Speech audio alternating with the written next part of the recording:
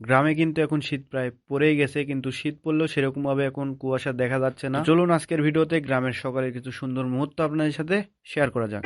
প্রতিটি সকাল কত শান্ত, স্নিগ্ধ।